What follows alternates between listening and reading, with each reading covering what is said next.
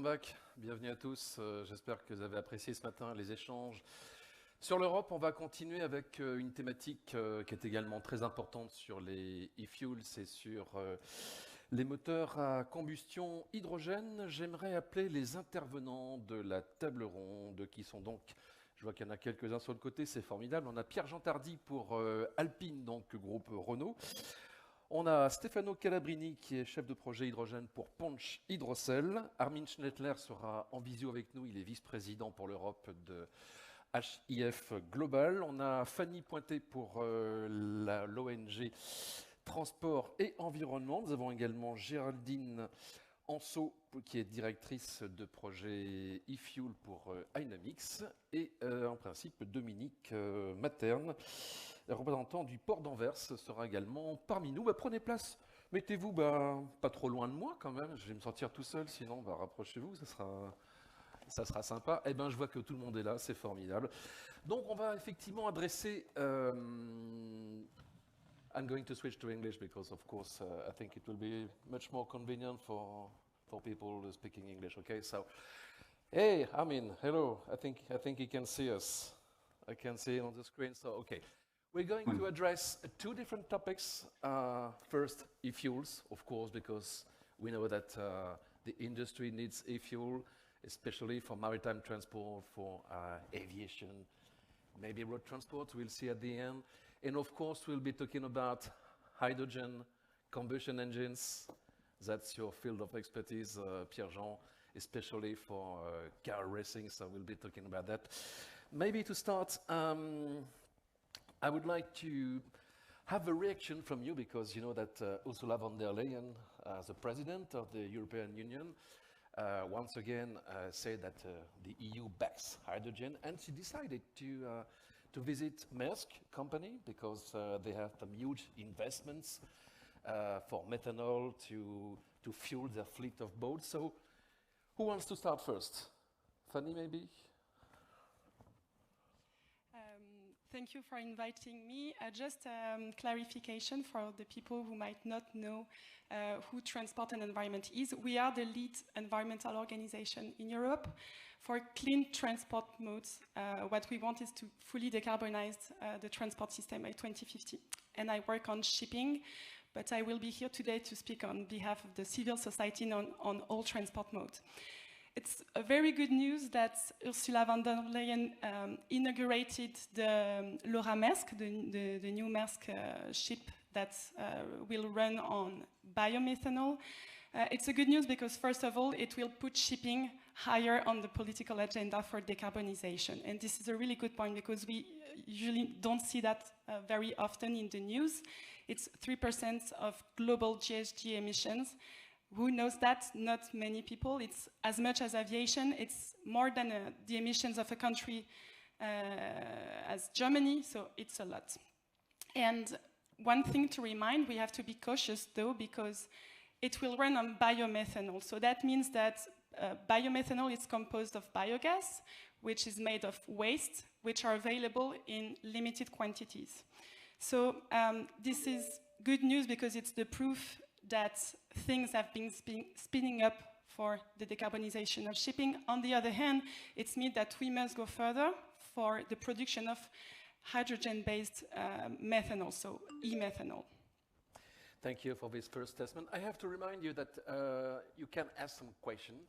You have a QR code on your badge. If you turn your badge, you have a QR code. You can flash it and ask your questions during the session. And at the end, we'll take some minutes to answer, of course. Who else want to comment? Géraldine. Yeah, good afternoon.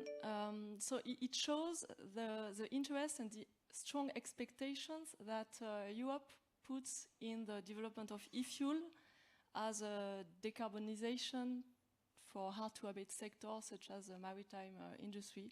And also, it shows that it is now happening, it is real, because this visit took place at the occasion of the first trip of a container ship that is using biomethanol from Asia to Europe.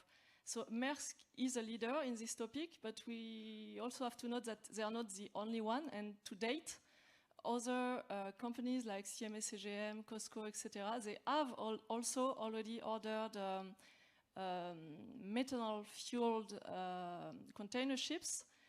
And as of today, more than 150 such ships have been ordered and will be delivered in the next years, which means the shift has started actually. So it is good. That's good news. Live from Germany. Hello, Armin. I hope you're doing well.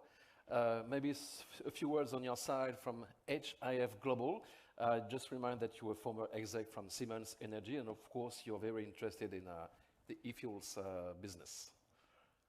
Yeah, thank you very much. I'm glad to be here, and even more glad that Ursula did the inauguration of this new ship, which is putting, as Fanny already said, it's putting the e-fuels business firstly into reality, and secondly, a little bit away from perceiving e-fuels just for cars and for racing cars, which is of course good, as we do it also in Chile, in Harón, in our pilot plant.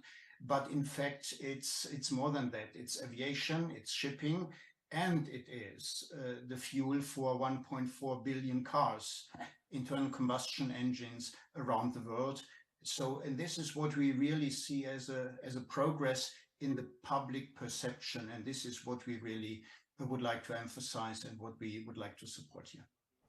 Okay, thank you. A few words from Dominique Mathern. So you represent the port of Antwerp in Belgium, and of course there are some projects with e-fuels. Yes, we have a lot of projects with e-fuel because Antwerp is the #5 port in the world for bunkering. So this is very strategic for us to offer all kind of fuel in the future for the vessel, for the sea freight companies, not only for the sea freight industry, but also for the inland barging with a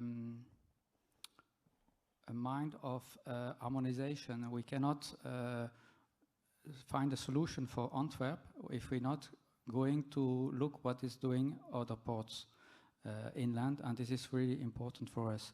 Also inside we have straddle carrier. They work on electricity, on LNG, and on biomass, from biomass. So this is also ways we are doing greener our port, and of course the tugs we have based on methanol and on hydrogen. Okay, so we stay on the side of aviation and maritime transport. Maybe a few words from the NGO Transport and Environment, because there is a regulation, Fanny. There are some thresholds from the EU for the next generation of fuels. Yes, exactly. The EU just finalized its Fit for 55 package, which is basically the climate legislation package. We can really say that the EU took the bull by the horns for the transition of shipping and aviation, especially for shipping, which was never regulated in the past. So with its Green Deal, the EU ensured the supply of alternative fuels, the purchase of zero or low emission vessels by airlines and ship owners, and also the installation of alternative fuel infrastructures. There are the three conditions for the development of this new industry.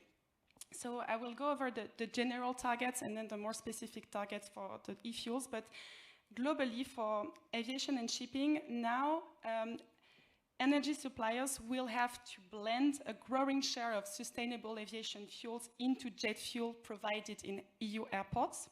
So it will start with 2% in 2025, growing to 6% in 2030, and gradually increasing to 70% in 2050. For shipping, the regulation applies to ship owners, which will have to gradually buy maritime fuels that will have to reduce their carbon intensity, their energy intensity. It will start quite slow at reducing by 2% in 2025, 6% in 2030, up to 80% in 2050. So for the first time, there are really clear decarbonization pathways for those sectors. And each sector has specific target for the purchase of HIF and BOs for this supply.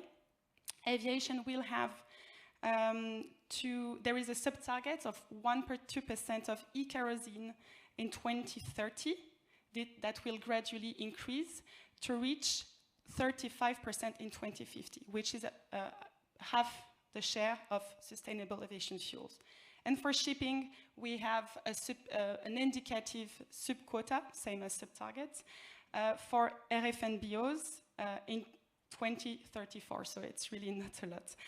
But what we can say about that is, what NGO say about that, it's that it sends a strong message to the industry. That's actually what industries are asking for. They want a clear view of what the future will look like for their industry.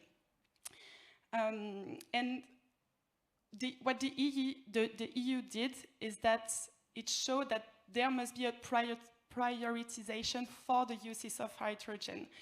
It says that we should not use e-fuels for any kind of transport modes. There is a strong debate at the moment at the EU level. That's a question we'll have. Yeah. This so just to finish with that, the legislation shows the way, but if we look at numbers, and maybe the industries will explain more about that, it's not enough to respect the climate agreement, the Paris Agreement for the limits of 1.5 temperature rise. So we have to go further. That's what the legislation framework tells us. Thank you. Let's go to the producers. Hynamix is a subsidiary of EDF Group. So just tell us about the project you're involved in France and maybe in other countries in Europe. Sure. So due to this regulatory push, e-fuels represent a very large market for hydrogen. And as a result, for Hynamix, it will for sure contribute significantly to our ambition to reaching 3 gigawatts of hydrogen projects by 2030, along with our 2 other markets, which are the hydrogen for heavy mobility and hydrogen for industry. So to answer more precisely your question on the projects, to date in France, we are developing 2 pilot projects, one for methanol for the maritime industry and the other one for e-kerosene for the aviation industry. So first one is a project we've been developing with our partner Vicat for several years now. And so it's a project that will be located directly at their cement factory, at Vicat's cement factory. So what we will be doing is we will first of all capture part of the CO2 that is emitted by the cement production process. We will also install an electrolyzer on site, and with the CO2 and the H2 we are going to produce e-methanol. This e-methanol, so first we will store it on site, and then we will transport it by train to a port in order to be able to serve our customers.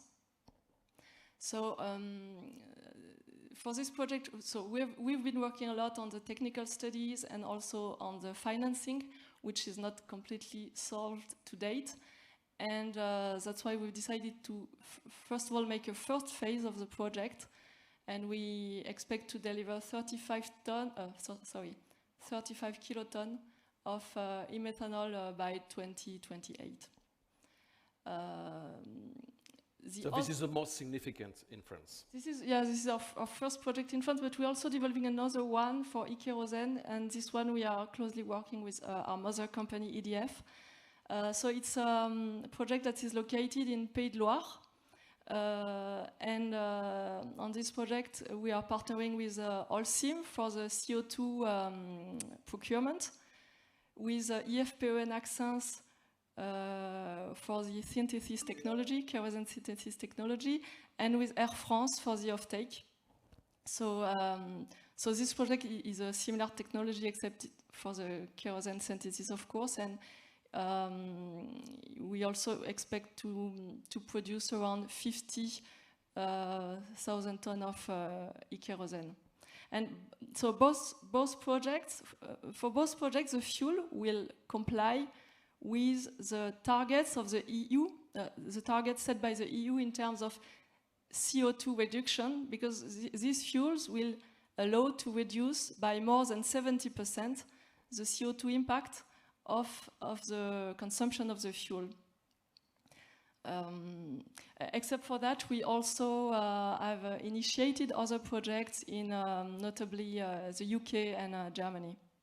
Thank you. What about you, Armin? You mentioned the Chile project. We'll be talking about that in a few minutes. But are there any other parts in the world where you're producing some e-fuels or plan to do so? Yes, indeed. Actually, of course, beside the one we have ready and running since December last year in Patagonia, we are right now in the pre-feed stage for our Texas facility, which is going to produce approximately 1.4 million tons of methanol, and maybe based on that even further on e-fuels in US. What we are doing there is to build the complete path, so which is say grid integrated, say 1.8 gigawatt electrolyzer, the methanol plant. So we need to take care on the purchase of the CO2, which is not easy around the world, especially if you go for RFNBO status. Then what is important as well, to secure green electricity in its say operating hours, which is giving say a significant high loading of the electrolyzer. So this is something, and of course to secure the offtake. I mean, the total say investment there is expected to be in the range of $7 billion to come. And beside US, we have right now won a project. HIF, maybe to add that, is an international group based in Chile and in US, but also with say subsidiaries in Berlin, in Germany for EMEA, and Australia, for instance. So we are acting around the globe, having say a footprint on the locations which we believe are very, very interesting with respect to the electricity supply, CO2 supply, or off-taker. It depends a little bit on the region and even what we are going to produce. And in Uruguay, for instance, we are right now developing 250 up to 1 gigawatt electrolyzer plant. And in all cases, what we are aiming for is some kind of a pre-standardized approach. I'm saying pre-standardized because the market, the technology is not yet mature, especially the electrolyzer and electrolyzer hydrogen plant. So not always easy to discuss with the OEMs. You know, I was heading the hydrogen business of Siemens Energy. So it's always something you need to negotiate to have a standardized approach as early as possible. But on the other hand, of course, you need to take the advantage of the say OEM specific say technologies. And that's what we are doing. So US in the feed, 50% approximately done. Uruguay, Chile, of course, we do the 250 megawatt right now. And what we are trying to do, use this as some kind of a standard to apply Uruguay, say the Middle East, Chile, Australia, and then based on that have say typically 1.8 gigawatt plants. Thank you. So we mentioned maritime transport. We mentioned, of course, aviation. What about trains? Because I heard this week that the SNCF, so the national operator in France, was interested to maybe to replace diesel fuel by e-fuels in the future. So Transport and Environment has not made any study on the use of e-fuel in trains, but what we can say is that trains are globally well decarbonized. So that I don't think that is where the priority should be put. There is an easy way to decarbonize. It's for non-electrified lines, of course. We push for more electrification of rail transport, of course. But I mean, if you want to decarbonize passenger transport, there is an easy way, is to work on modal shift, just to push people to take the trains. And what we do is more to work on this, these actions, to have cheaper trains, more freight trains, more night trains, etc. Let's talk about road transport. I got two guys from the automotive industry. So on my left, Stefano Calabrini. So you come from Italy. You work for Punch Hydrocell. The group, Punch Powertrain, is working about e-fuel. So what can you say about that? Yeah. So as a Punch, we really think that we need to leverage all technology to reach the decarbonization target. And for this reason, we are continuing to work also on conventional engine. So we are working with OEM like General Motors to develop the engine for medium duty application on the US. And recently this year has been also announced a partnership with Renault to develop the diesel engine for light commercial vehicle. So in this, the e-fuel will for sure make a big role to decarbonize the existing fleet. And we run an extensive testing on low carbon fuel and e-fuel in our dyno testing. It was a program in partnership with Aramco. The main focus was on to verify the impact on the combustion and to leverage on calibration optimization to reduce the criteria pollutant. We saw pretty nice results that was also published on some paper in the last couple of years. Thank you. Pierre-Jean Tardy, so you're working for Alpine. We know that it's a subsidiary from Renault Group and you're involved in car racing and in Formula One. E-fuels are coming from 2026 onwards. Yes, e-fuel are a first step towards decarbonized racing.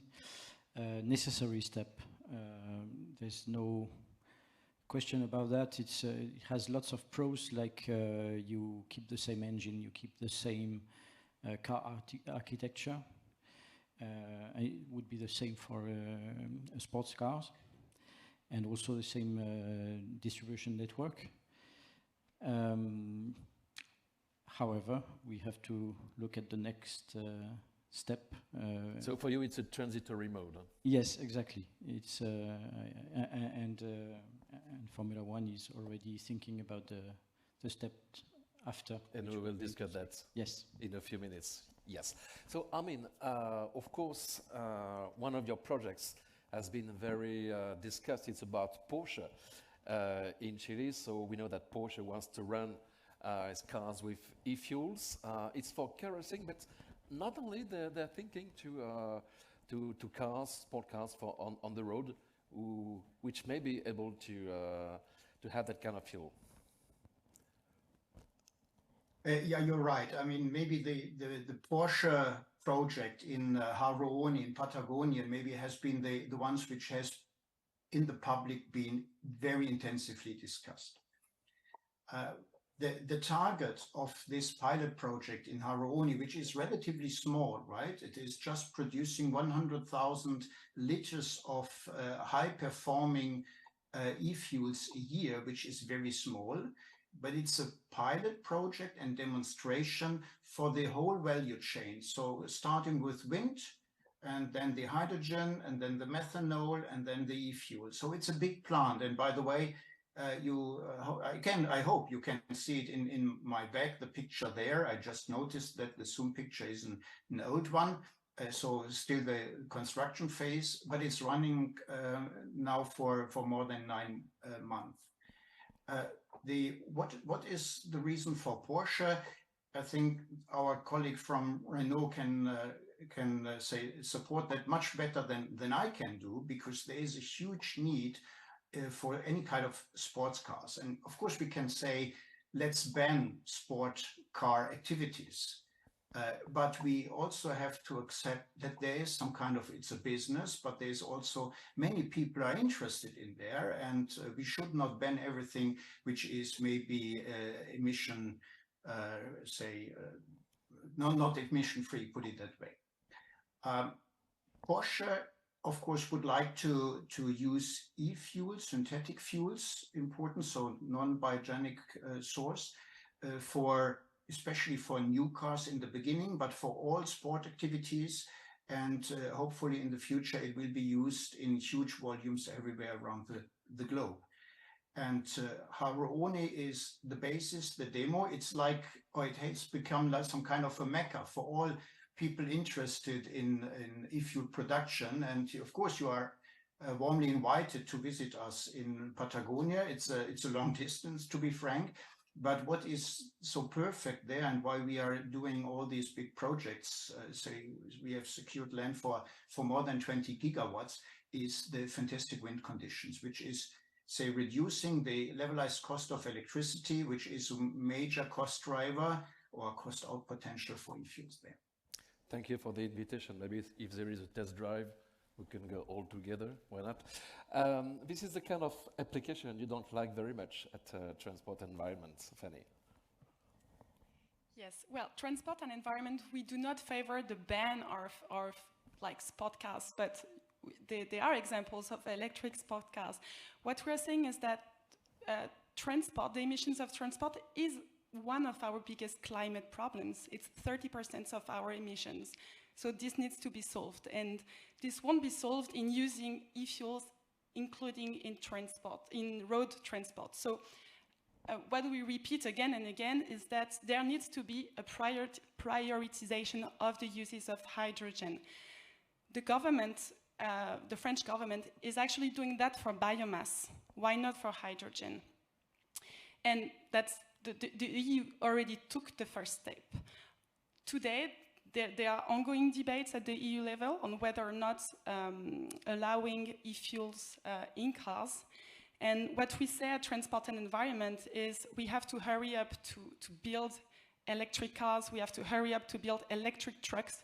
Otherwise, other manufacturers will do it abroad, and they will also steal the market where we could take the lead for our industries. So it's important that the industry transform where it must transform. For aviation, for shipping, e-fuels. For shipping, it's not e-fuels for any kind of ship fleet. It's for long distance shipping. So every time we can electrify, we must do it. Every time we cannot, for hard to abate sectors, including industry, will need huge quantities of hydrogen, then we must find other solutions. Okay, so whatever be the mode, we'll need large amounts of e-fuels anyways. So how are you going to solve that problem? Because we need huge amounts of electricity, a lot of energy. So how do we scale up to answer to all these needs? How do we scale up? So I was mentioning the first two pilot projects we're having. So these two pilot projects are helping us to develop knowledge of the technology, to make our technological choices, to seal technical partnerships, and also to develop our operating and commercial models. So this is a very important first step. And from that, we need to, of course, to replicate it to scale up. So we will need, what you are mentioning, we will need a lot of things, actually. So we will need a lot of electrolyzers. So we see now with all the gigafactories that are developing, this is ongoing. This is a very capex intensive, these are capex intensive projects, so we will need a lot of capital. So we will have here to partner with external financing partners to solve this topic. Of course, we will need, I come to that, electricity. As far as France is concerned, RTE just released their forecast report to 2035. We can see in this report that depending on the scenarios, between 6 and 31 terawatt-hour of electricity is targeted to e-fuel. So this is a good news, first of all, and this is also giving comfort for the first batch of projects that are currently in development or in short-term development in France. beyond that, yeah, for sure, we need more electricity, and this is also the message we will be passing. In parallel, we are developing our international strategy in order to also initiate projects in countries with favorable conditions to the production of e-fuels, like climatic conditions, grid condition, and space as well. So this is something we are doing, and to do that, you were talking about the means. Since we are part of the big EDF group, we are also lucky to be able to rely on the international subsidiaries of the group, which already have development teams. So this is also something. We can see the background behind Armin. They have some space enough. Yes. And maybe just last one that I don't want to forget as well. We will have to make sure as well that our customers will be able to afford the fuel we are going to produce, because that's a big question. How much it costs? Yeah, because this is expensive. So we can expect that massification of production would lead to some extent to a cost reduction. However, it will still remain expensive. So this is a topic we are going to monitor closely with our customers. Thank you. Dominique Mathern, I come back to you at the port of Antwerp. So how do you plan to produce locally? I know that you have some industries. Plug is located in the area. So what are the projects in this part of Belgium? About the production, so we have still a big plant as chemical hub in Antwerp, so we produce a lot of energy still now, but anyway, we have dedicated a new plant of 88 hectares for the new economy, and also to produce green methanol and new energy for our industry. Also, we have more than 80 windmills, yes, and they will expand also offshore. We do a lot of park in the north of the sea, and yeah, that's one of the kind of the energy mix we will have. Okay, now I would like to carry on with the next part about the combustion engine burning hydrogen, because we're talking about the extension of the lifetime of the thermal engine, because we know that for decades we're going to have still engines around the world. At Punch Hydrocell, can you tell us how you're working on the next generation of engines? Yeah. So we are developing our first Punch hydrogen engine. We started from the V8 6.6 liter diesel engine, the Duramax from General Motors, that we will know because we work on the development of the diesel version. And we are pretty close to the start of production, because mid of next year we will be ready for the production. Is pore fuel injection technology, and we are developing this engine at the moment mainly for industrial application. The first application will be for power generation, and we are also developing the engine for construction, like excavator. So we see off-road mobility, absolutely. So we see a good matching of this technology with that sector where you need high demand of energy, you work in a harsh environment, and so, for example, we know this could be critical for fuel cell. And there is also the demand to reuse existing vehicle, existing supply chain, and also with a pretty easy serviceability, because at the end, the people that know to work on a standard engine don't have so much difficulties to work also on an hydrogen engine.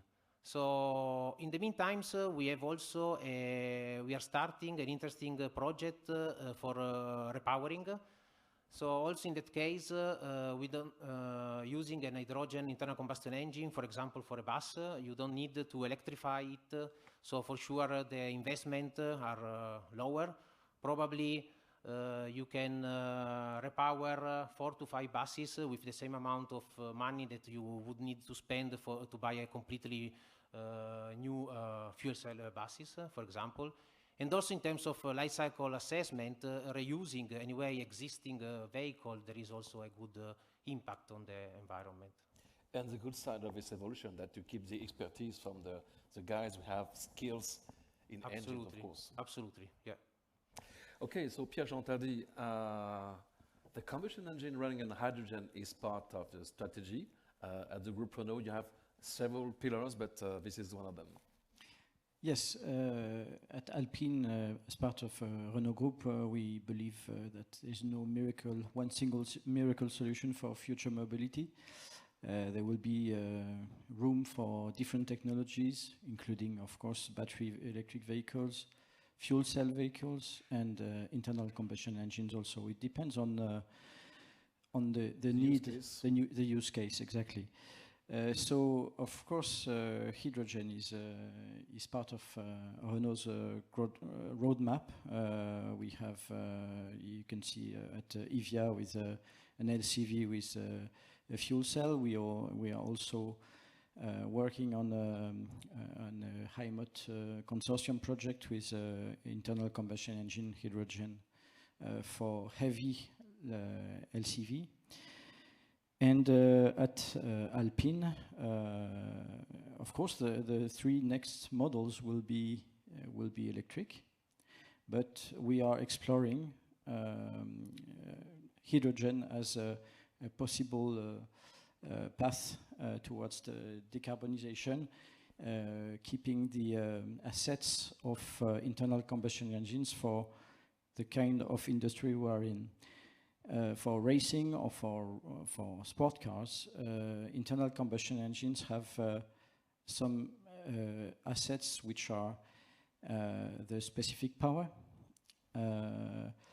even the efficiency at high load is very competitive. Even because you're looking for performance on the track. Exactly. So if you look at, for instance, on Formula One, on some tracks we have more than 70% of full load, which is absolutely not the case, especially if you live in France for your own car.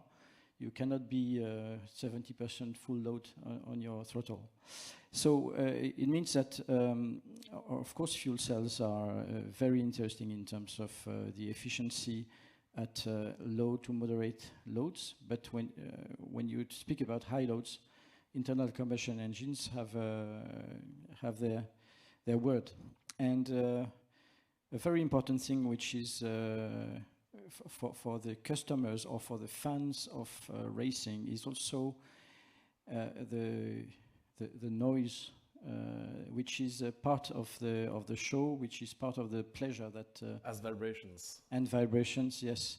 So musicality is a part of the somewhat not objective criterion that the customers or the fans are looking for.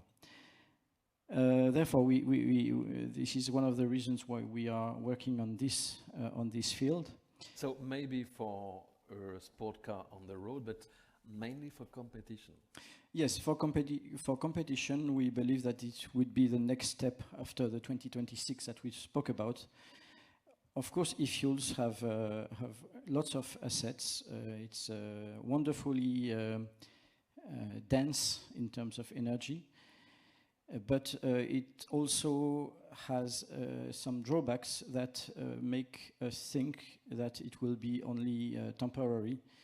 It does not address all the pollutants problems. Of course, even if our colleagues are working to increase the capacity in terms of production efficiency, cost and capacity, there's a long path, and I think there's no way that it can be as efficient as we would like. So I think the overall use of energy that we have is a big question. You can feel it's funny from a racing guy, but racing is not only about entertainment, it's also the task of racing to be accelerating the technologies of tomorrow. And history has proven how much the racing has brought to the passenger cars and the security and so on. So we believe that we are not just racing for entertainment at PIN. And it's the case also for the 24 hours of Le Mans. Exactly. A race you're very interested in. Absolutely, yes. So 24 hours of Le Mans, Formula One are definitely targets for hydrogen in a future. Let's say for Le Mans, ACO is talking about 2026, 2027. And for Formula One, we're talking about maybe 2031. So we hope to work towards this target. Let me ask two reactions, maybe on the Italian side, Stefano. Can you imagine a Ferrari from La Scuderia running on hydrogen in Formula One Grand Prix? Yes. Instead of gasoline. Yeah, why not? I think the main issue in that case probably it's from technical point of view to find enough space to store the hydrogen that you would need. But at least, as said by the colleague, you can keep the sound, so that really the emotional parts of the racing. So I think that if we will be able to increase the density of the hydrogen working on the storage system, probably we will see in the next future. Same question for on the German side for Armin. So we know that you have Porsche as a client for your project in Chile, but Porsche is interested in thermal engines powered by hydrogen. So what's your opinion on maybe other car enthusiasts about this? Actually, a good question. I cannot answer, of course, for Porsche. They need to do that. Let's say in general. In general, you know, I'm a believer in markets and totally technology agnostic. So it will be a technology and a cost race for different technical solutions. So it could be that it is e-fuel, which may become very expensive in the future because the volumes are going down. It may become hydrogen ICEs. It could be hydrogen fuel cell or just BEVs, and depending on the different applications and use patterns, we will have different solutions. That is for sure. I would not say that this is the right and this is the wrong technology. I'm not a politician, so I mean, I could do so. But it's at the end of the day, it is about the willingness to pay, right? So for instance, retrofitting of say, a classical internal combustion engine into a hydrogen ICE will require some investment.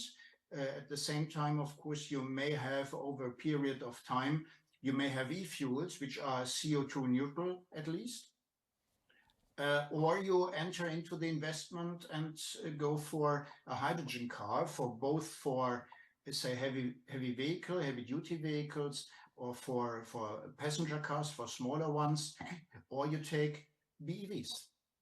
So I would say, personally, I do believe we should avoid any storage. So BEV, say the direct use of electricity, would have, of course, the best efficiency. The question is efficiency always that important compared to other KPIs and requirements you need to fulfill? And this is why I believe there will be many solutions in the future, as we do already have today. Thank you. Fanny, at the transport environment, do you have a specific opinion on the combustion engine fueled by hydrogen? I'm not here to do racing cars bashing, you know. At the end, it's only a tiny... Let's say in general, not only car racing, but could be for trucks or for... Okay. heavy-duty engines. As I said earlier, I think it's important to prioritize the uses where they are mostly needed. So I already said it, e-fuels for aviation and shipping, and other tiny uses such as maybe racing cars for the transition period and so on. But yeah, that's what I wanted to highlight. And it's not only the environmental organization who say that, it's also the government say that, the French Energy Regulation Commission say that. So I think there is a wide consensus today, not with all the industry partners, but on the fact that for road transport we must go electric, we must develop battery electric charging stations, and we are on our way for that. And we have to put all of our efforts, funding, when we look at fundings, you know, we realize that the traditional energy producers, oil and gas producers, they invest more in biofuel production than in hydrogen. So, and we can see here that there are, like Dynamics, for instance, companies that invest a lot on e-fuel. So we also have to see where the money has to be invested. Okay, maybe a question for you, Stefano. I would like to know how hydrogen is perceived in Italy, and do you have that kind of debate? Should we put some e-fuels on boats instead of road transport and so on? Let me say, in Italy, probably it's starting now. It started maybe a little bit later compared to Germany and France. Now we are having a debate. We also on the boat, as you mentioned, there is some interesting project. Some was also presented a few days ago in the Genoa boat show, pretty important show in this sector. So we are starting to also speak about hydrogen. There is also from nation some project for the infrastructure, because we all know that this is the first roadblock for all our project. We just sold one genset with our engine, and now our customer is asking us help to find the hydrogen, because he don't find the hydrogen. So for sure, hydrogen is getting high priority also in Italy. It's ramping up a little bit slower than maybe other region. Pierre-Jean Tardy, if I come back to car racing, so of course you're working on an engine, but what we can see that for 24 hours of Le Mans, a lot of companies are gaining interest in this technology. Yes, obviously there are different companies who are involved in the discussions with ACO and FIA.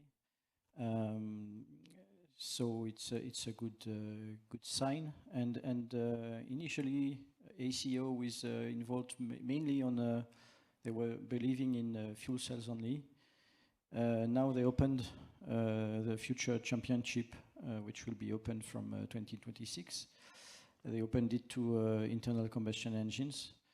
And yes, for a race car, again, there are, I don't know if you want me to go to the difference between fuel cell race cars and internal combustion engine. One of the advantages of the internal combustion engine is it has an exhaust that expels hot gas. For fuel cell, you need to cool. So exhausts are a way to expel the energy waste. In a fuel cell, you don't have this choice, and you have to bring lots of radiators. And that's, in terms of aerodynamics, a big drawback. So if you bring more cooling drag, you have to use more energy. And overall, we believe that it would not be the best solution. So yeah, I don't know if I answered your question, but that was a nice answer anyways, thank you. Dominique Mathern for the Port of Antwerp. We're talking about thermal engines powered by hydrogen.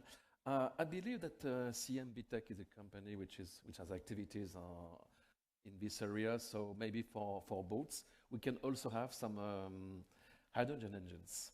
Yes, so CMB about this company, it's a company maritime Belge owned by family Savraise.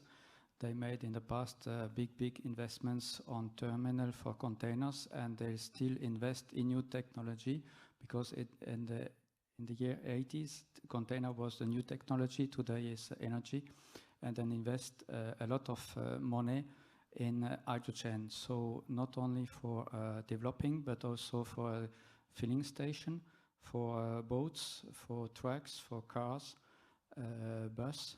And this is quite new because they have also an agreement with Ford to produce dual trucks. And also they know they are very expensive, so they finance the trucks so they can hire on a monthly basis to trucking companies who are interested to try and to use the new technology. They have set up offices in different countries, also UK. They have a development study, and they invest a lot of money. But it's really a good company because they are not only in study and projects, but they're really in realizations and scale up. Thank you. So we're coming to the last minutes of this panel session. So, Fanny, are you happy to see that some French companies who are thinking to Élise Energy, which has been mentioned this morning, is growing and in raising funds? So we have some champions of e-fuels here in France. Yeah, it's quite good news that a company like Élise Energy managed to secure funds for the start of their activity. So of course, Transport and Environment, we welcome such announcements, and we want them to be more visible, to maybe work together to know what are their technological, economical constraints, so that maybe we can carry on common messages to the regulator. Thank you, Géraldine Anceau. So the e-fuels will be one of the main pillars in the future for Dynamics activity, because I remind that you're a subsidiary of EDF Group.